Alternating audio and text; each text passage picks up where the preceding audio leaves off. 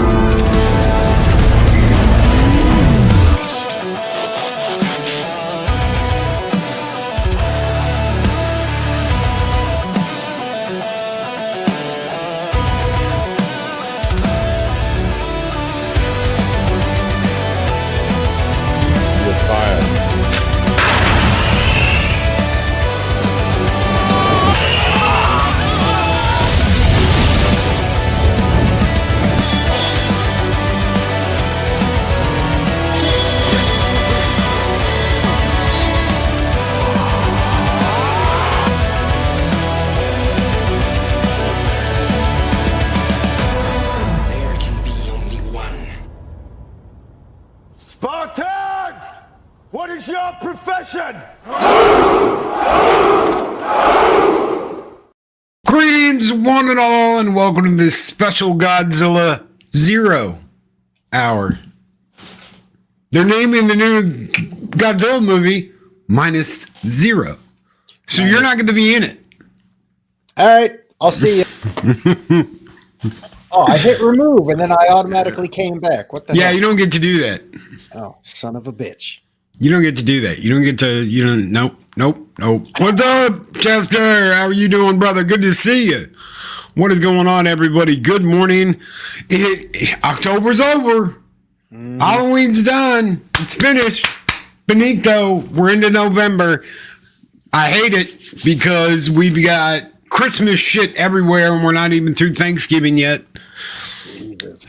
I went into the store yesterday and it was nothing but Christmas shit. And that's a grocery store. It was a grocery store. It wasn't a Walmart. It wasn't like it was just a grocery store. And they had Christmas music playing. They had all kinds of Christmas stuff out. Buy presents, buy wrapping paper, buy Christmas candy, buy Christmas stuff. And I was like, God, why can't we just have like a whole month of Thanksgiving and then get into Christmas? But why can't we have a whole bunch of Godzilla instead of a Godzilla day? There's not enough days in the year for every holiday that I want. There's 33 Godzilla movies. I want a damn Godzilla month where we get a Godzilla movie every single day of the week and the month, and more Godzilla. We need more Godzilla in our lives. God help me. I'm sure you would agree. Oh, Gojira, Gojira, Gojira, Gojira. Good morning. Good morning. How was your weekend, my friend? It was well, I mean, uneventful, but we're here. It's Monday. Great to see everybody again. And yeah, so get ready. Only 2 months left for Christmas. That's so right. Get your shopping done. Get your shopping done. Well, I mean, in all seriousness, no. I mean, you know, time goes fast. That 2 months, I promise you, it's going to fly by. And then it's going to be New Year's, and then it's going to be Valentine's Day. So you're going to have to keep shopping. But yeah, it is November, and it feels like it. Boy, it's starting to get cold out there. Baby, it's cold outside. We tried to get rid of the song. Baby, it's cold outside. We barred it from the radio. Baby, it's cold outside. But now it's back because we don't have pussies in charge of everything. So you can actually have some cool stuff. And yeah, no more banning songs, banning Christmas, banning. No, Christmas is bad. That's a Christian holiday. Christmas is horrible. Nope, not anymore, bitches. It's going to be a great year. We're gonna do great things. Great things. There'll be great things everywhere. You'll be so tired of winning that you won't want to win anymore because it's going to be so great. There's going to be so much money coming in, you're not going to know where to spend it. And I believe that's because nobody has any of that money yet. I'm just getting Zeropium a Tim Hortons gift card for Boxing Day. It's a good thought, but you know what? Tim Hortons isn't what it was 20 years ago. Save your money, buy beer. What's in Loki's coffee cup this morning? It is Tim Hortons coffee shop coffee, because I needed to know what the hell the Canadians were talking about, with some zero sugar Snickers goodness thrown in there for good measure. So you're having a cup full of sugar? No, zero sugar. No sugar. But it's Snickers infused. That sounds like sugar to me. But it's got zero sugar. So they say. Zero sugar. So they say. It's better for you. It's better for you. I was going to say, because you seem a little peppy this morning. Would you like some coffee with your cup of sugar? I can do that for you. But yeah. Anyway. But I mean, it's good. I like, you know what? When I roasted it up, I was like, damn, that smells good. The coffee smells good. The coffee, coffee tastes good, even without the Snickers shit in it. So it's good. My coffee's plain. I just got, well, you can't see it. It's half empty. I just got the whitener in there and no sugar. No sugar at all. Dan Funk, Mr. Funk in the house. I don't have the funky shit like Snowdub. I don't have the funky music, but Mr. Dan Funk in the house, bringing the funk with the $10 super chat, says, listening while driving to Walmart. Drive safe, my friend. Get to Walmart. Be safe at Walmart, because we all know how Walmart can be, depending on what kind of Walmart you go into. You know, there's a Walmart. Okay, so there's a Walmart close to me, which is about 5 minutes down the road. And then there's a Walmart that's about 10 minutes down the road, the other direction. I go to the 10-minute one because the other one, they've got like armed guards and shit at that Walmart. Everything's like behind cases. The other one, no, there's not a security guard in the parking lot. There's not a security guard that you can see anyway inside, and nothing is like locked up back in the back where you can't get to it, besides like video games and stupid shit like that. So yeah, Oh, the guards are basically like a deterrent to, dissuade people from coming in to try to rob one of the easiest places that there is to rob, and that's a fact. But yeah, Mr. Punk, let us know what you want. We've got a ton of skulls here. We've got a skull and a tuck and roll. We've got a Fanta skull. We've got Mikey skulls. We've got an Alf skull. We got all kinds of skulls. So just let us know if you can. If not, I will just play one. So we'll give you a minute to see what you want. Shellback TJC says, I'm old enough to remember when people decorated and celebrated Thanksgiving. No shit, dude. No shit. It wasn't until like high school that people started getting edgy about Thanksgiving. Like, oh my God, the Indians. When they started all dressing like Indians because fucking Dances with Wolves came out. Let Dave pick it for me. Dave. Oh my God. Pick the skull. Pick the skull, Dave. I will say, Kevin Costner in Dances with Wolves, goddamn, he got kicked in the head a lot during that film. Holy balls. It's like every 20 minutes he's getting booted in the head by somebody. That's right. That's right. But yeah. It was good. So, if you're heading out to Walmart, Dan, I'm sure they've got the Christmas music going already. We usually wait until after Remembrance Day here, which is in about a week or so. And then they start playing all the holiday music after that. So it's going to be exciting. We know it's coming. Tatanka. Tatanka. You remember what he said at the end of the movie? Chuwana Tutanka Kawachi. Yeah, it's been a while. That means white man, leave. We don't want you. Shit. What do you do now? Sit around with family, eat? What do y'all do in America? Celebrate the Pilgrims? Why? Why celebrate those morons? You ever see those guys? Because a whole bunch of them died either trying to get here, or once they got here, they didn't realize, oh shit, we're going to have to make it through the winter. There were whole colonies on the eastern seaboard that just disappeared. No one ever knew what the hell happened to them. Maybe before we beat up those natives, we should get them to teach us how to hunt and fish so we can live off the land. It was a good idea. Okay, Dan, we're going to hit you with this one. Thank you so much for your $10 super chat, brother. This one's just for you. A little skull and tuck and roll.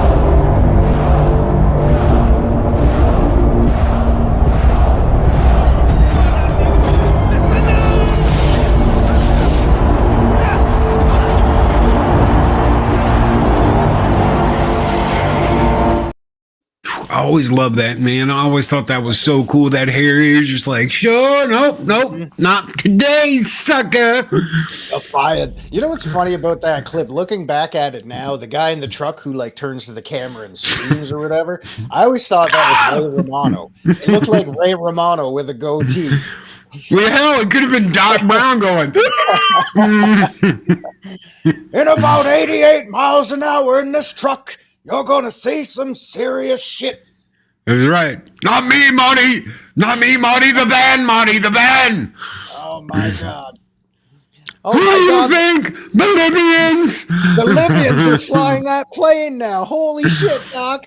Let's see if you bastards can do 90. Oh, fuck. It's a DeLorean. No, it can't. Oh, shit. Okay. Hold on. That's too damn bright. God, I hate Yahoo. Okay. All right. Here we go. Godzilla Minus Zero is the official title of Takashi Yamazaki's Godzilla Minus One follow-up. But what does it mean? The Godzilla Minus One follow-up is called Godzilla Minus Zero. The announcement was made at Godzilla Fest with the short teaser that you saw when you were coming in. I added the Godzilla roar. The styling Godzilla double aught can be seen at the end of the teaser with the official logo. Minus One director and writer Takashi Yamazaki, who also handled the VFX, returns from Minus One. They're going to have a bigger budget, which is once again produced by Toho Studios. Godzilla Minus One was a breakout hit in 2023, winning critical and commercial acclaim internationally alongside 113 million box office haul. They only spent $16 million making this movie. A lot of people barely got paid. They got paid like for, day-to-day shit. They didn't get paid an actual salary or anything. That's going to change. A large part of the new budget is going to go to paying these people. It won the Academy Award for Best Visual Effects at the Oscars, with Japanese filmmaker Yamazaki held up as a shining star of the form. They tried to get him to go to Disney, Zero. They tried to get him to go and make Star Wars, and he was like, nah, I'm going to go make another Godzilla movie. I don't. Well, I mean, it's clearly a passion project. Because, I remember when you and I talked about -1 when it came out and how much you loved it. And, we talked a lot in depth about how the production team and everybody that worked on it, they weren't really getting paid that much. But they had chefs come in, right, and to feed these guys and gals every day. So at least they were taken care of. But I think it's a good little bit of positivity where they're going to get a decent salary for making it this time, and not just getting a bigger budget and putting it all into the film so they could blow it on whatever cheap ass special effects that they want to do. It's like, you got something that worked in the first one. Just keep that. Yes, you do. And just pay the people to do it, Yes, you do. And one of the things that Toho did for them, they brought in a acclaimed Japanese chef to make them meals while they worked, because they worked like all day. So they got up in the morning, they started working, they didn't stop working until they went to bed. Why? Because this was a small team. They had to do a lot of badass shit, especially the visual effects. And they had a short time to do it, and they had a very, very small budget. So one of the things they said was, listen, if we're going to be here all the time, if we're going to be working like this, take care of us. And they did. Toho did. They were like, we're gonna get you a master chef to come in and make you guys meals all the time. You don't have to go rummaging through the fridge of some office for cheese sticks or some bullshit like that. We'll keep your chopsticks clean, and we'll make sure that you guys get professionally cooked meals every single day you guys are working on this. And they did. They followed through. They did exactly what they said. We need a Jamie Lee Curtis skull from the same movie. You know what I mean? Oh, I know what he means. Yeah. So are we talking, Showback, are we talking like a mini booty break with Jamie Lee Curtis? Damn. I'd do the one from Trading Places, but I don't think YouTube would appreciate it. I don't think YouTube would appreciate that one. But you could, you know what? For the Christmas season, you could do something with Eddie Murphy where he's, who has been putting out that cools on my floor? or my favorite line from that movie, here comes your first F-bomb of the morning, when he just shuts music off and he's like, get the fuck out. For the Christmas season. Yeah. So I'm guessing, Sherry, good morning. Good to see you, Sherry. I'm guessing he's referring to the dancing scene. No. Now do it slowly. Do it slowly. Do it sexy like. Sexily. So. What did that one guy say? He was like, "Why do you want me to read this shit?" Hey Harry, why the hell do you want me to read this shit? Just do it. Just do it. Wait, Harry. Harry, he's like smoking. Harry, why do you want me to read this shit? now lay on the bed and close your eyes. I thought you'd like to watch. Oh, I do. I'm going to watch myself in the mirror when I Anyway, so the crew is going to be getting paid a little bit better on this one. Yes. I hope they don't lose sight of the big project. So do I. They've got to.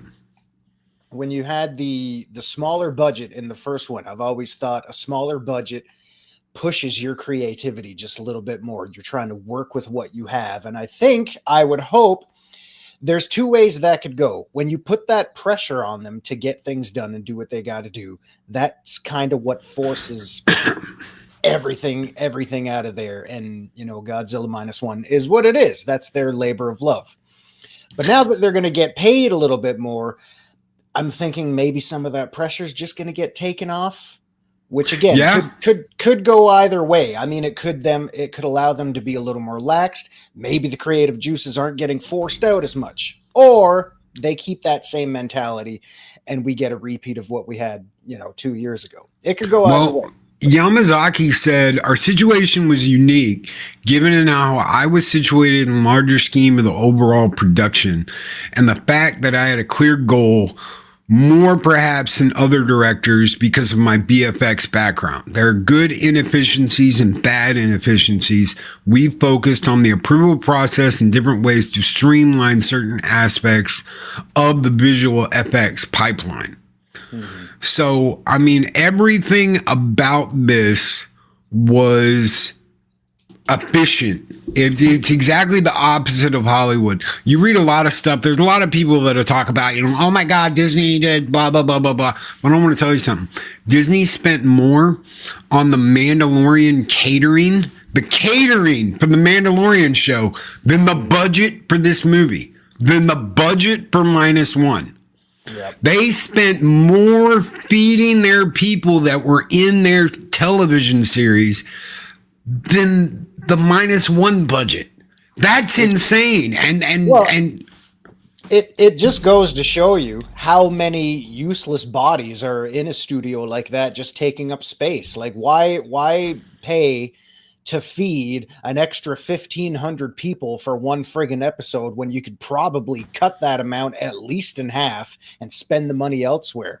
That's right. But I would think, because I mean, guys, we've beaten Disney like a dead horse. It is a dead horse. It is a dead horse. And they're not going to change, and they're going to keep spending like they're spending, and they're nuts. They're absolutely nuts. When you've got a guy like this, like it's who is laser focused on his goal and just wants to make a great Godzilla movie.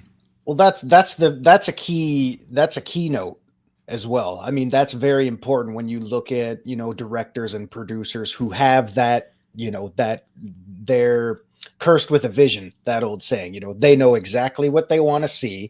And I think a lot of production teams could be helped like that if you have those directors and producers who are there saying, no, not that. This is what I want. Make it happen. Get it done. This is how it has to be. This is my vision.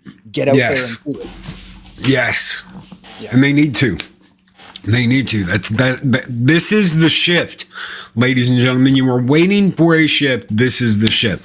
So we're looking at over $100 million budget for the new movie. That's 10 times what they spent on the first one.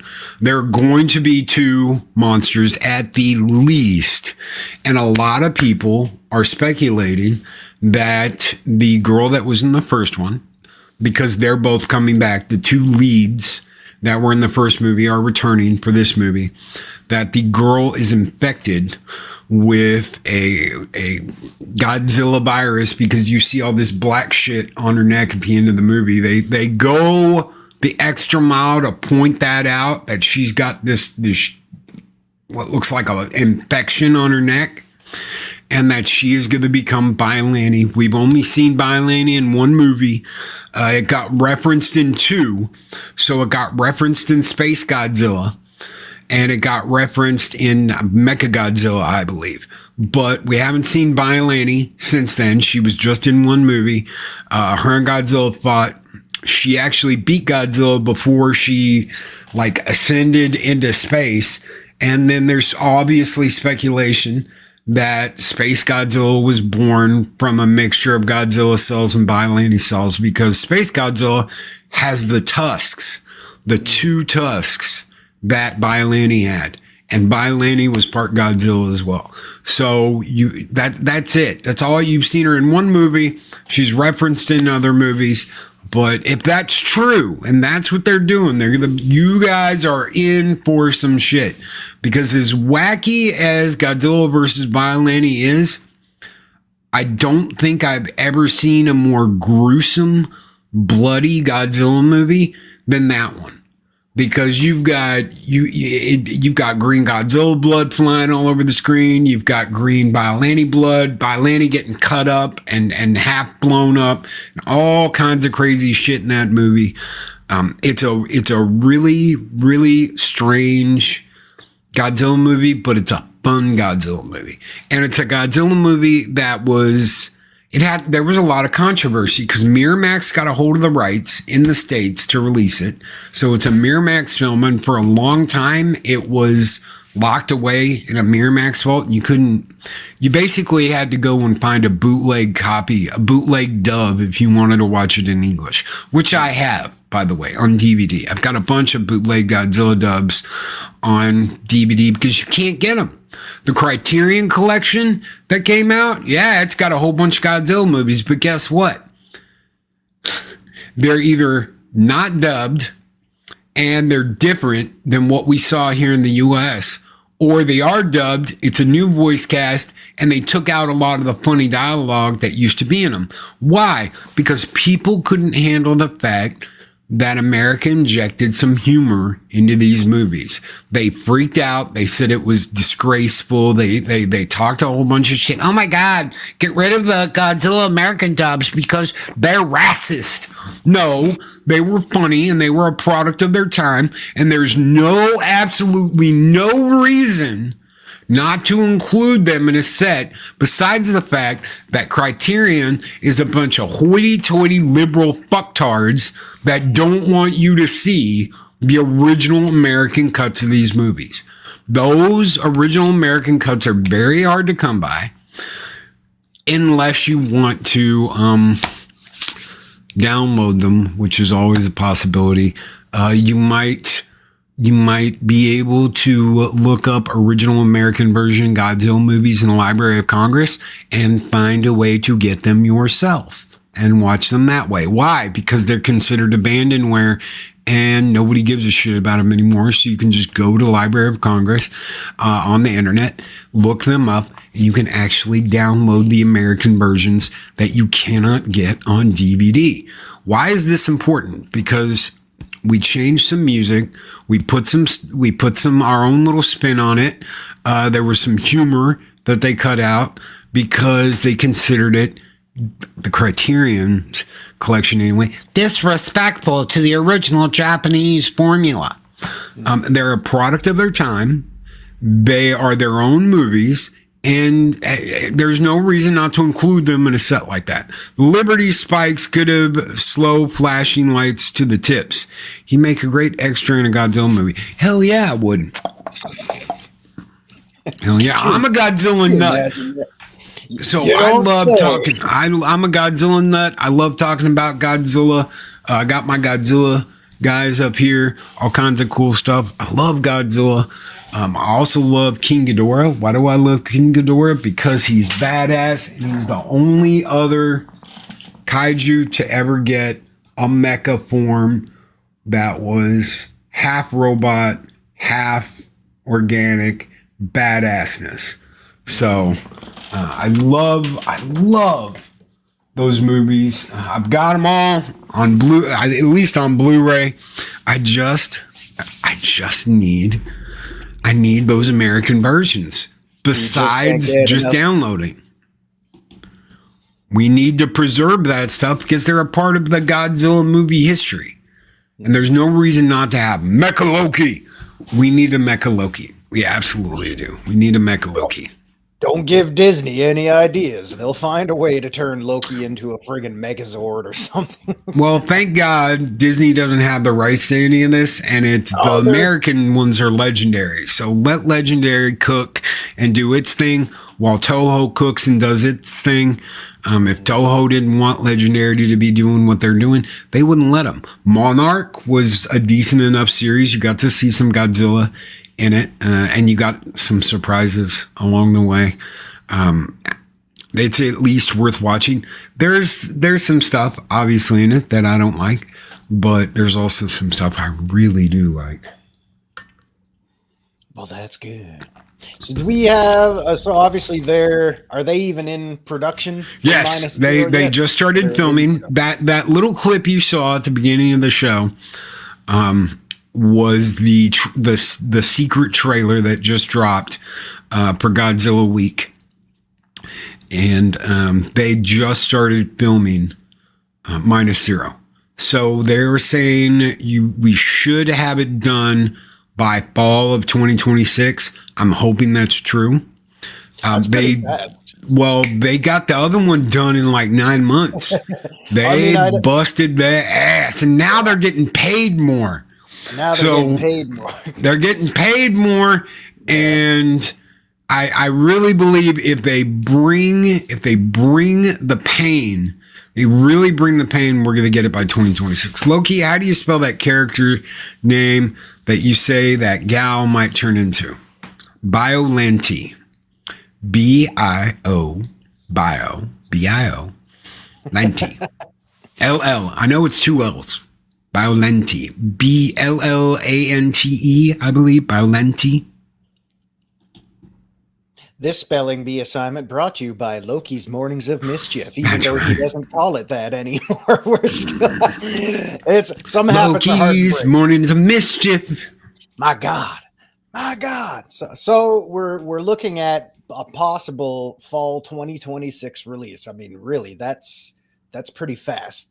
You got to imagine, how different is the crew this time around, size-wise? Do they have a bigger crew, or is it the same crew? They're getting almost the same production team that they had last time. Obviously, they're getting more help, but almost the entire production team is coming back to make this movie. That is a testament on its own. That is a testament of the passion these guys had, and the fact that they're all like, yes, we want to come back and we want to make another movie. The fact that almost all of them are coming back. And obviously they're going to have more people. Yeah. If they can do with the limited budget and limited crew what they did last time, this is going to be big. This is going to be epic. There's going to be 2 kaiju in this movie. It's not just going to be 1. There's going to be 2, which means you're going to get some stompy, rompy kaiju fights. some shit's going to get broken. And I highly doubt it's going to be raining and dark the entire movie. So a lot of people bitched about King of Monsters, the fact that, oh my God, it's dark and you can't see anything. A lot of that happened at night, and that covers up some of the inadequacies they had with their CG. But when the 4K and the Blu-ray came out, a lot of that was fixed and you could see it a lot clearly. So I didn't even, that was one of the only Godzilla movies that's come out that I didn't go see because I listened to someone sit there and tear it apart. And I was like, well, if it's shit, I don't want to go see it because it was shit. And then I saw it and I was like, I don't know what the hell, this movie's great, except for like the Karen mom. Like, we're supposed to feel bad for the Karen mom that wants to destroy the world because she didn't get her way. That's the only part of that movie I didn't like. Everything else, from King Ghidorah to Godzilla, was absolutely fantastic. You don't go to see these movies for the human element, and that is what Godzilla -1 changed. You actually care about these human beings, and you want to see what happens to these human beings. I can't remember a movie.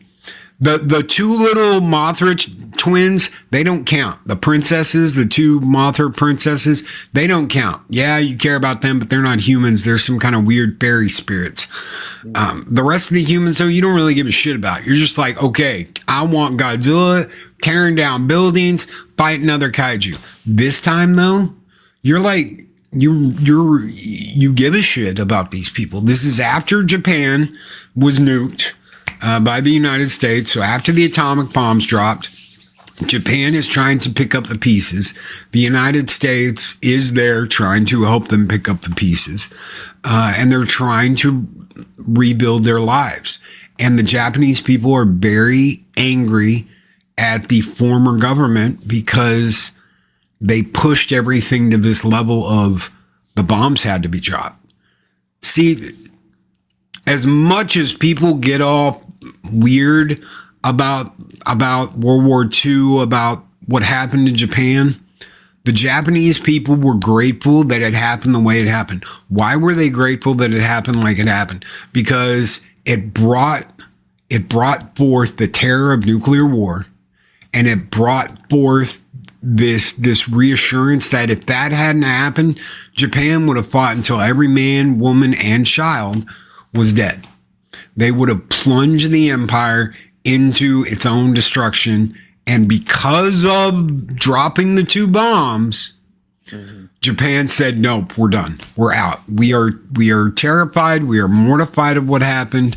And we want to change. And what did they do? They became allies with the United States. They said, we want to work with you. We don't want to do this again. We don't want to go down this road again. They're one of our greatest allies now, all because of what happened during World War II. And this movie, from the original 50s Godzilla till now, is a testament to the dangers of nuclear war and why nuclear weapons should not be used. You go back and you watch Godzilla in 1985, the American version with Raymond Burr, not 84. Go and watch 85. And they talk about this constantly when the Americans are like, we will use nuclear weapons to defeat Godzilla. And the Russians in turn are like, we also will use nuclear weapons to defeat Godzilla. And the Japanese are like, you don't understand. Godzilla was born because we screwed up and you dropped the bombs on us. He's pissed. He's a pissed off kaiju that is born from nuclear radiation and nuclear war. Don't continue to use nuclear weapons on him. And the Russians don't listen. And in 1985, Godzilla returned and they tried to nuke him and he just became more powerful. More power. More power. It's funny. Yeah. And, I mean, not everybody knows. I mean, the U.S. made mistakes too. I mean, Matthew Broderick tried to, defeat him with fish. We all saw how that worked. Everybody was just kind of done. That's kind of why I was slightly disappointed with the 2014 Godzilla with Bryan Cranston. I love Bryan Cranston. I thought he was great. But the fact that he's only in half the movie. I know. The fact that he died off so quick was disappointing in itself. Yes. And the other fact, because you touched on something I do want to really. You had Walter White himself. He could have been like, I'm gonna make Crystal Godzilla and freaking sell blue sky Godzilla, and they fucked it up. Go ahead. Yeah, and well, my biggest problem with that was after the fiasco that was 98 Godzilla with P Baby Oil Diddy doing his fucking come with me shit. Huh? Whatever. The theme song he did for that movie was called "Come with Me." They ripped off. He sampled Kashmir from Led Zeppelin. Just basically. Who was it that did the '90s song? Was it Joe Raju or whatever the hell his name is? All I remember is in the music video, he had this clock-like talisman that he was like, oh, and shot out a Godzilla beam, and Godzilla shot out a death beam, and I'm like, wait a minute. So you can make a music video with this lizard-looking son of a bitch in the 90s, and he has fire breath, but you can't do that in the movie? Bah! Yeah. No, Snorty. COME with me. Actually, you know what? That version you're using. Comply with me. Comply. That's the only one I know. And it's not a Diddy song. The 3-letter version of that word is actually incorrect. When one does that, it's COME. That's anyway.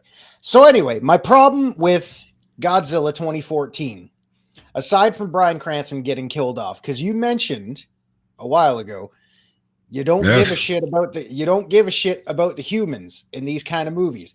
And a case in point right there with Godzilla 2014, because the way that movie was hyped up, it's like this is a return to form for Godzilla. Godzilla's going to come down. He's going to fuck some shit up. You're going to watch it. You're going to love it. And you're going to enjoy it. And my biggest gripe with that whole movie was, I did not give a shit about the humans in that movies because I wanted to see Godzilla come in and fuck some shit up. Godzilla did come in and fuck some shit up, but the biggest gripe I had with that movie, we didn't really get to see Godzilla fuck some shit up because it was all under the cover of night, bad weather, and just when you think these two behemoths are going to like collide and go at it. Oh, we cut back to the humans to tell the rest of their story. Like, no one cares about that. We want to see them fight. Just do it. That's right. RJ Godzilla 81 says the English dub parts of Godzilla 1985 is vastly superior to the English dub version of Godzilla 1984. I absolutely agree. I have a copy of 85 on DVD, and I've got a same copy of 84 on DVD, and I've got the Blu-ray. The Blu-ray does not have any of the Raymond Burr shit in it. And I'm like, guys, there's a reason why that exists, and they will not bring that out on Blu-ray. I'm like, guys, there's a reason why this movie exists. It exists because they wanted to connect it, and they wanted to honor the original movie. And it has nothing to do with slapping down the Japanese or being disrespectful or any of that. Listen, we got Godzilla all because they said, hey, let's put a guy in there that the American people in the 50s and the 1950s can relate to. Okay? There was a lot of anger at Japan for the war. There was a lot of anger in America. And because they put Raymond Burr in there, because they added that to the movie, people in America actually went and saw it. Okay? They wanted to see Perry Mason go up against a kaiju, even though they had no idea what a kaiju was at the time. They wanted to see Perry Mason in a monster movie, and they got it. And for a lot of people, it scared the shit out of them. And for a lot of people, they stopped and they started to understand, damn, the psychological terror that Japan went through when those bombs dropped. They started to relate. There is a reason why those movies exist, and there's a reason why those movies should be honored. It is not disrespectful to the Japanese people in any way, shape, or form. It was a way to honor what happened. It was a way to honor what they went through after those bombs dropped and how they rebuilt their country and why they are a proud people. I have no idea how much love I have for Japan because of stuff like this. This is what got me to look at it and go, they can come out with awesome stuff. If it wasn't for Godzilla, I wouldn't have watched Seven Samurai. I probably would have never given anime a shot. I'd have never had this love for the Japanese and all the things they went through and how they rebuilt their country. I wouldn't have connected. I wouldn't have had a way connected. Raymond Burr was that way to connect. And Stora Pupuscu Burr says Raymond Burr is no relation to me. The paternity test determined that was a lie. In reality, many years ago, Raymond Burr adopted a little baby polar bear. And that little baby polar bear is Snorri Pupus's grandpa. Which is why the Burr's there. It's right? there. Now there you go, some lore. There's some lore, Snorty. That's the true lore story that we just made up. So there we go. Try talking your way out of that one now.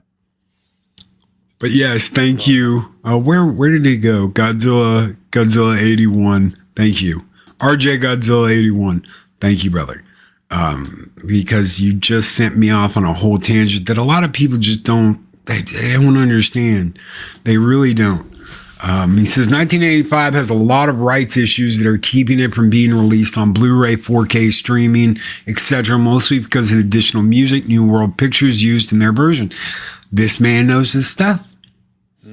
This man knows his stuff. There was a huge purge of, especially because of the crazy people involved in Criterion, of, hey, let's get this only the Japanese versions, only the subtitled versions, no dubs, no none of that.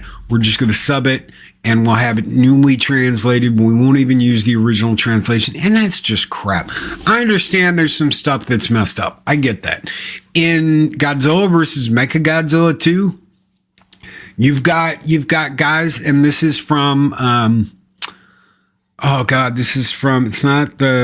it's the Heisei era. You've got them calling Rodan Radon. Okay, I get it. They screwed up. They mistranslated. And whoever was doing Radon, we're going to do Radon. It's Radon. No, it's Rodan. But they screwed up and they put the A over and they put the O over here and they screwed it up. I get it. But there's still reasons that those movies are great. Those movies are absolutely great. In fact, the Super Mecha Godzilla and the Gnat is one of the figures that I'm actually missing from my Godzilla collection that I need to get a hold of. There's a 2-pack out there right now. You can look it up on Amazon. Make sure you get the right one. It's the Tamashii Nation one, not the Super 7. If you were going through the reviews and it's like, they sent me the Super 7 one. Don't get that one. Keep looking. There's a 2-pack, one with Super Mecha and that has Rodan with it. Get that one. Don't get the other one because they will try and hoodwink you and trick you into thinking that you're getting the Tamashii Nation figure when you're not. You're getting the Super 7 one, which is about $50 cheaper, and it's a cheaper product. It's smaller, and it doesn't come with as much cool stuff. Radon. Isn't that a material? Radon. Radon is what y'all get your houses tested for. Also, I don't know if you saw. Where is it? Up Radon. here. Sounds like washing powder. Yes, Chester. Right. Absolutely. Hold on. Just bear with me. I'm going to click some shit. Where is it? That one? No. Oh, hello, Lady Miss. No. Hello, Lady Miss, Guardian of the Void. Good to see you. Oh, what's up, Dan? If you go to... He survived his trip. He survived his trip to Walmart. Thank you, brother, for the $5 super chat. Zero, if you go up and you look at starred, if you click on starred next to live in the chat, it will show you where the super chats are. That's right. So you don't got to go searching for it. Oh, but I like the treasure hunting. I like treasure hunting. I like going searching for it, Loki. All you people saying hello in chat, I do see it. I just can't keep up sometimes. Mr. Dan Funk, thank you for the $5 super chat. You guys keep the fires burning bright. Here in Valhalla, you keep the show going. You keep this show live Monday, Wednesday, and Friday, where we talk about all kinds of stuff. This one is just for you, Mr. Funk. We'll send you a little wake-up call with Jolly because we never play this in the morning. This is usually a Friday night exclusive, but I can tell you're down with the funky stuff. Skull!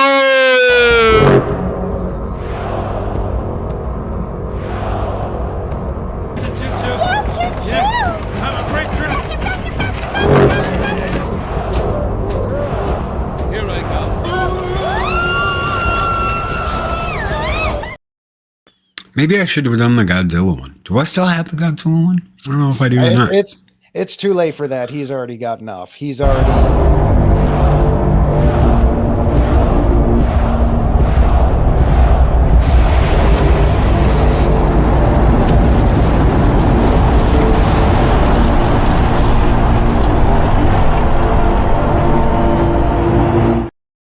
Yeah, good luck finding that one because, yeah. So a buddy of mine made that and sent it to me. And I was like, this was way before the AI video shit started. So he did the VFX. This was like 3 or 4 years ago, before the big AI thing with video started, and made that. So good luck finding that in any movie because it doesn't exist. What the hell was that? That's what it looks like when a puppet COMES. That was Snowdub. Yeah, that's all his. That was the birth of Snowdub. Hashtag blame Snowdub for spraying that goddamn snow all over the place. I got a question, a little bit off topic. Who are those two figures above your head? Because the guy on my left looks like Troy Aikman. Which one? I'm probably wrong. The two on the top. No, behind you. Yes, those two. Yeah, that guy on the left there looks like Troy Aikman.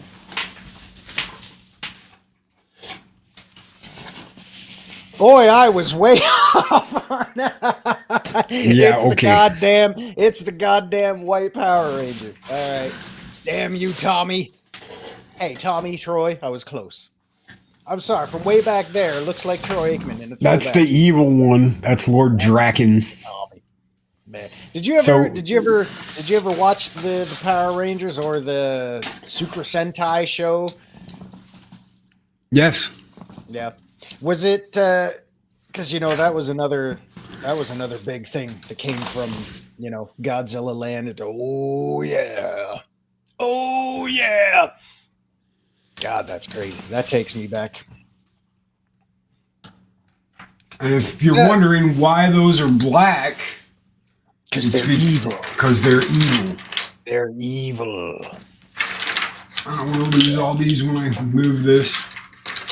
Yeah, that was another weird thing that that they opened the doors for a lot of people who, because if you were like me when you were watching Power Rangers way back in the day, and yeah, that's what I'm talking about. So if you notice, those are black, green, gold, and silver. These are the dark. These are the dark Zords that go with Lord Draken. Yeah, pretty wild.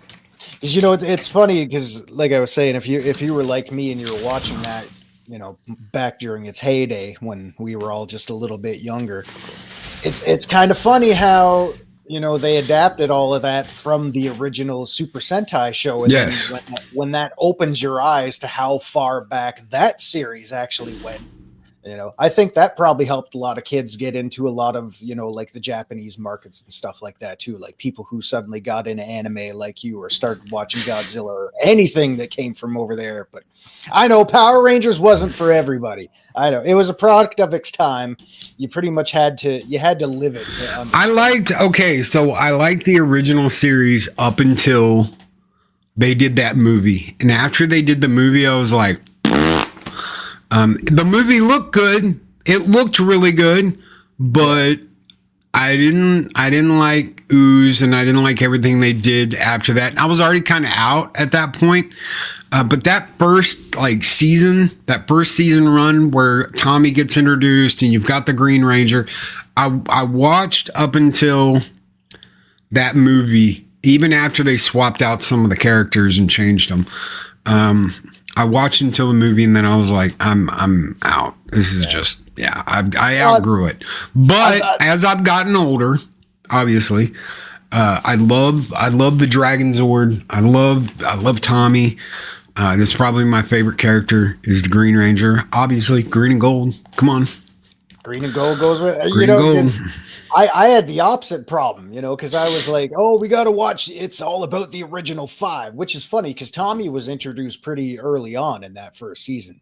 Well, I say season, but the first season was like what? Well, he's okay. Goddamn episodes. So he is the leader.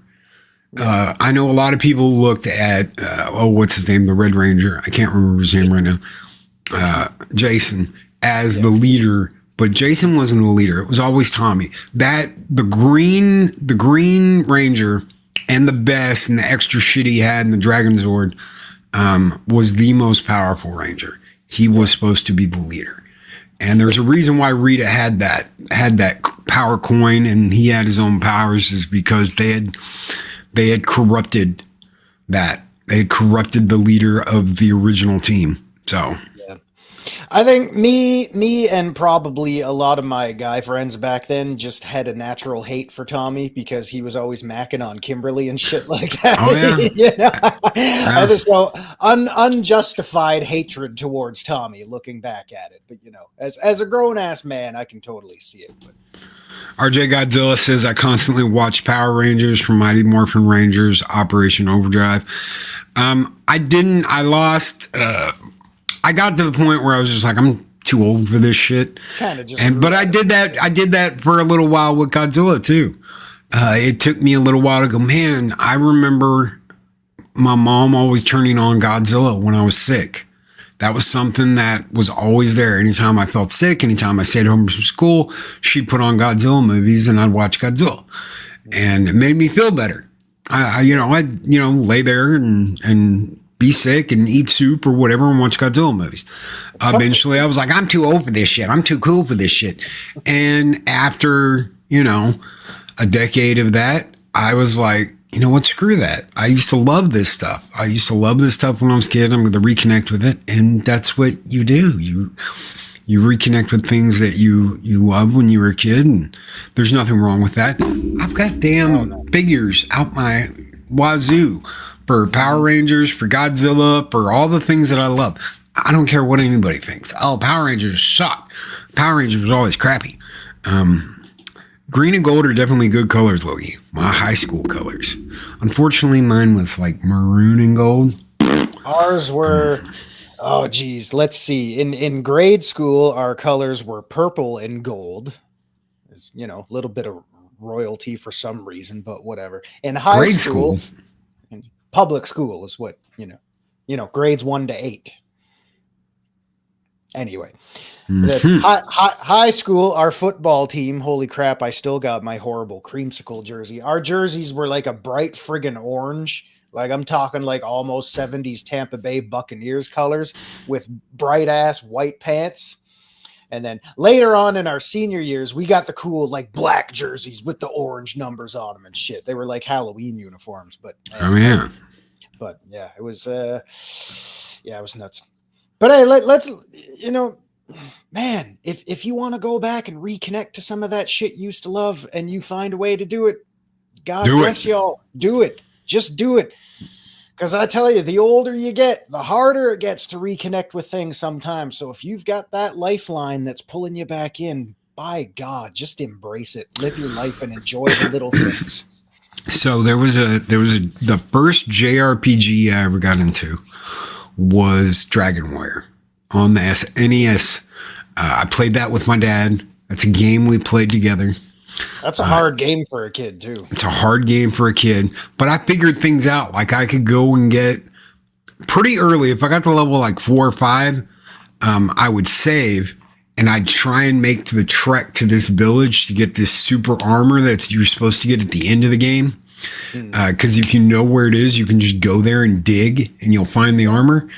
So to get that armor and get back and then take the little fly thing back to the castle, you had the best armor in the game for almost the whole game. You didn't have to worry about buying it. You could worry about weapons. You could worry about all that kinds of stuff, but you can go and get it off the jump from the beginning. There were all kinds of cool little things you could do to work around the way the game was made. Mm-hmm. And recently, over the course of this weekend, you might have seen me on Steam playing the HD 2D remake of Dragon Quest 1 and 2, which is Dragon Warrior 1 and 2 in the States. I love those games. I got through the first game and started the second this weekend, but I had such a good time and there's so many memories connected with that. This is what makes these things last. This is what makes them generational. Guess what? Godzilla is multi-generational. You've got the generation that you watched it in the 50s, which was my mother. My mother watched it in the 50s, scared the shit out of her, but she loved it. She passed that on to me, her love for Godzilla. My dad thought they were just cheap Japanese movies. You're not watching that shit on the TV again. I need to go find my milk. Oh, yeah. The 80s, 85, Godzilla 85. I wore the hell out of that movie. And my dad was like, oh, you're watching that again? You know? Hey, man. Kids got to entertain themselves somehow. I'm surprised my Teenage Mutant Ninja Turtles VHSs still work because I played the shit out of those. It was the exact same thing. Why don't you just throw Spaceballs on for the 99th millionth time? Used to watch that a million times. I know.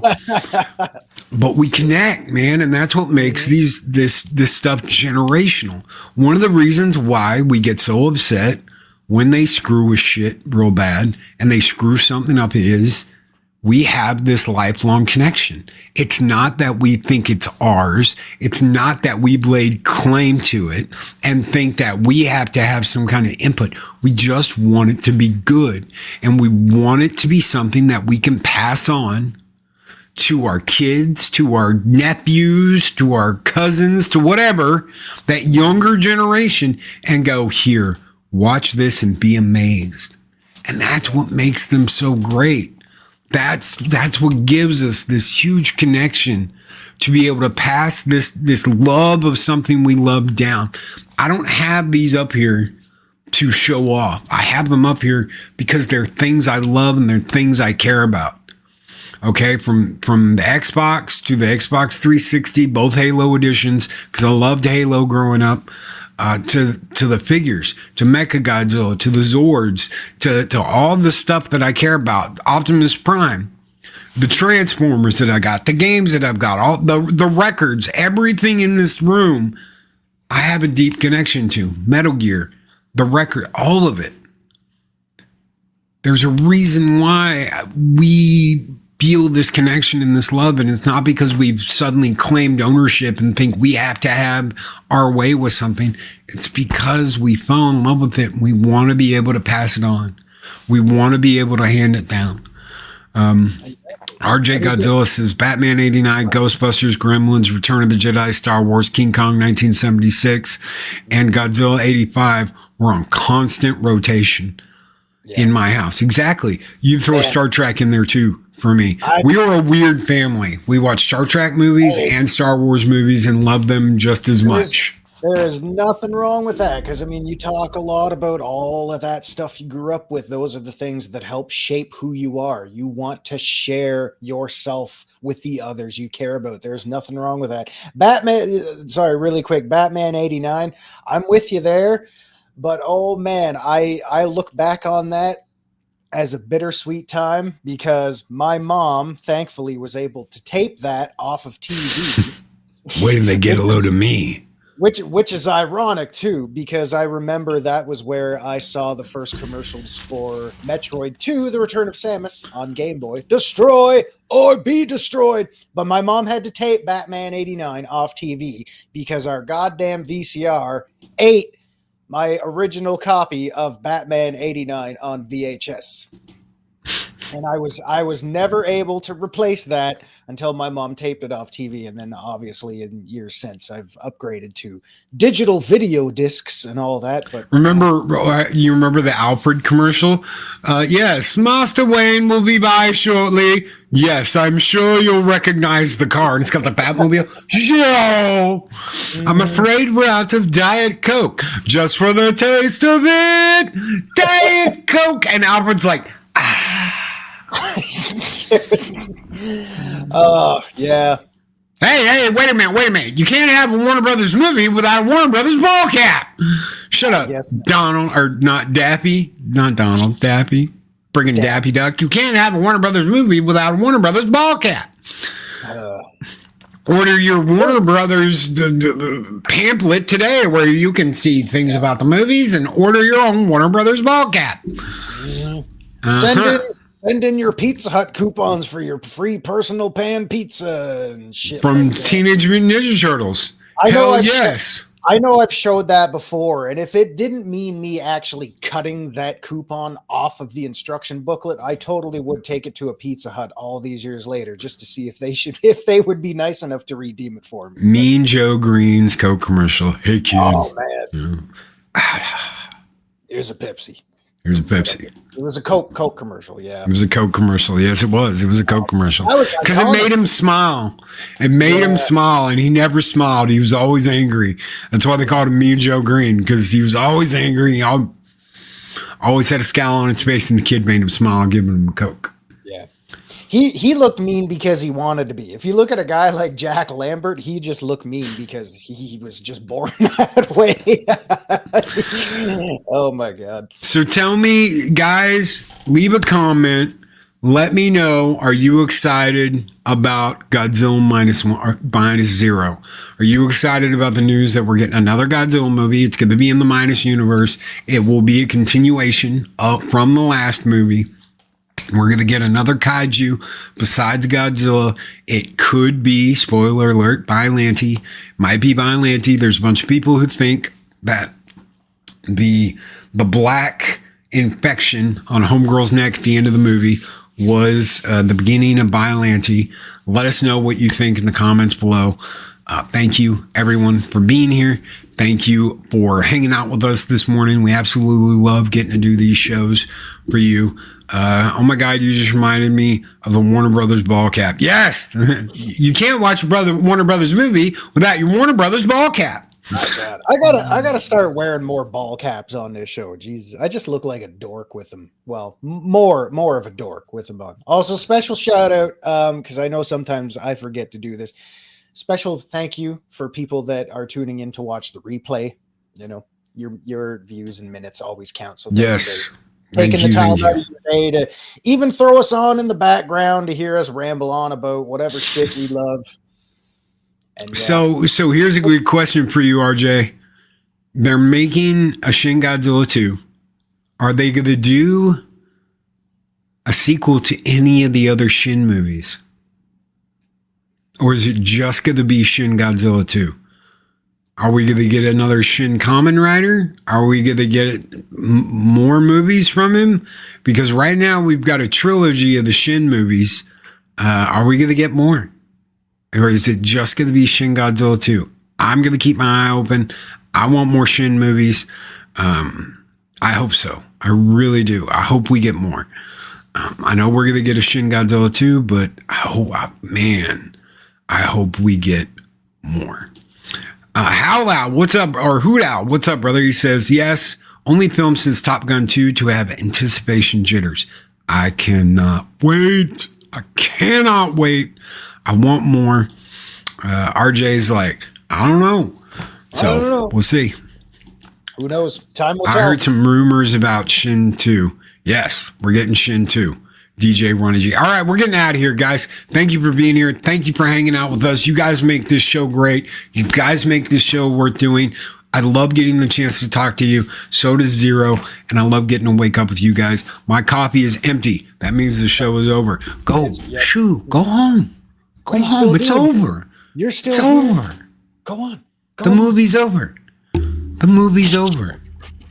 It's over. Oh my God. Nothing is over. Just give me more something to drink. Chicka chicka.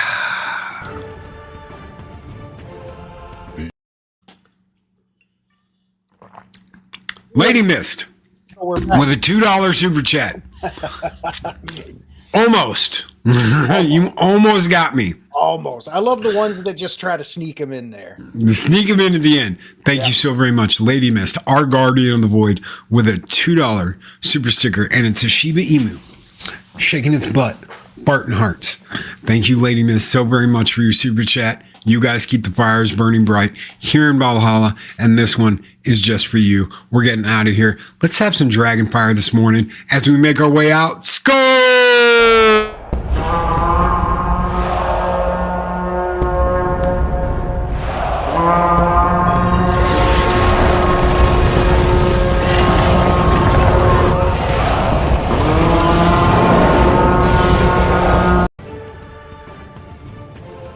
These videos are tremendous. Like, comment, and subscribe, and hammer that notification bell.